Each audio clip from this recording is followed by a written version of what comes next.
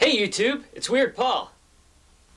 I'm back today yet again to answer more subscriber questions. And if I don't get to your question today, keep watching because I'll get to it soon. Stephanie Benesh, Robert House, and Robert Nanez all asked what my favorite foods are. Okay, you ready for this? Pizza, donuts, sushi, cake, peanut butter, and cereal. David Devoid asked which I like better, peanut butter or cereal. How about both? Garrison Newkirk asked what food or drink I'd like to see back on store shelves. The first one that comes to my mind is Capio. Capio was the first ever bottled iced coffee product from the mid-90s. It was produced by Maxwell House, and I drank a lot of it. It came in a 4-pack, sort of like wine coolers. Unfortunately, it disappeared from store shelves in 1996, never to return. Edgardo Gomez asked what my favorite Nintendo NES game is. This may not be a popular answer, but my favorite game is Felix the Cat. It's a very fun, addicting game with really catchy music. And most importantly, it's the only NES game that I've ever beaten multiple times. DITC210 asked what the first gaming console was that I ever had. My family got an Atari 2600 in 1981, and I spent lots of my free time playing it. I was also asked what my favorite game was growing up. For the Atari, my favorite games were Adventure, Breakout, Yar's Revenge, and Activision games like Pitfall, Kaboom, and Mega Mania. My favorite arcade games were Donkey Kong, Ms. Pac-Man, and Venture.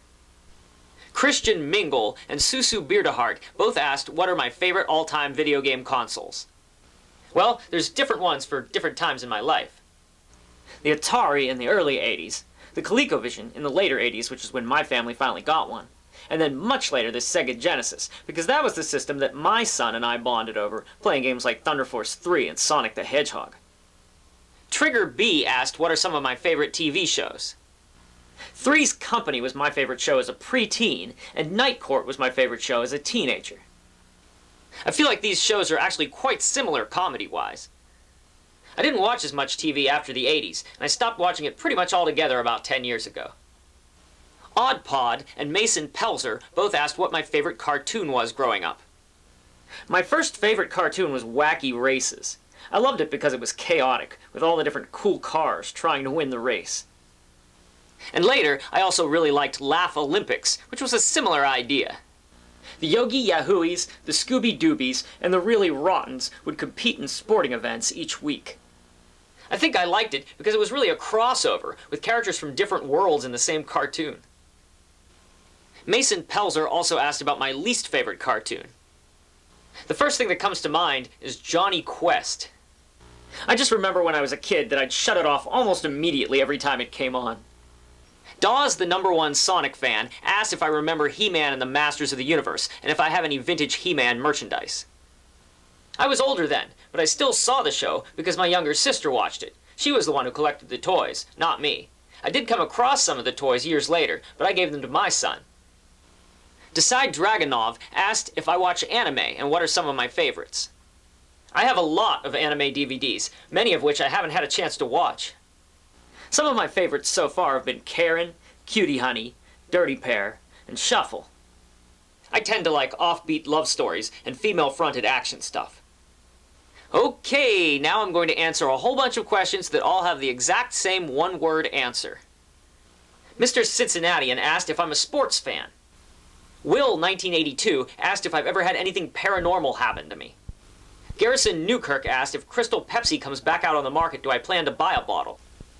Ruth the Ruthless asked if I have any Misty comic books from the 70s. Krista R. asked if I go skiing. Susu Beardahart asked if I'm a fan of Insane Clown Posse or the Eagles. And do I remember the days of AOL Instant Messenger? I don't. I didn't have a computer back then, just web TV. And did I enjoy the film The Elephant Man? I've never seen The Elephant Man. It's one of the only David Lynch films I haven't seen. Sanjay Sinha asked what kind of sandwich do I get at Subway? I don't go to Subway. Mike Fizzle asked if I watch any other YouTubers on a regular basis. Not really. I check in on other channels from time to time, but I'm too busy making videos to watch them. Neil Hirsch asked if I like the band Gwar. Hell yeah, I like Gwar. They've got guitars, they'll wreck your car. Lovebug 5667 and Blue Wolves both asked my opinion on the band Nirvana and my reaction to grunge in the early 90s.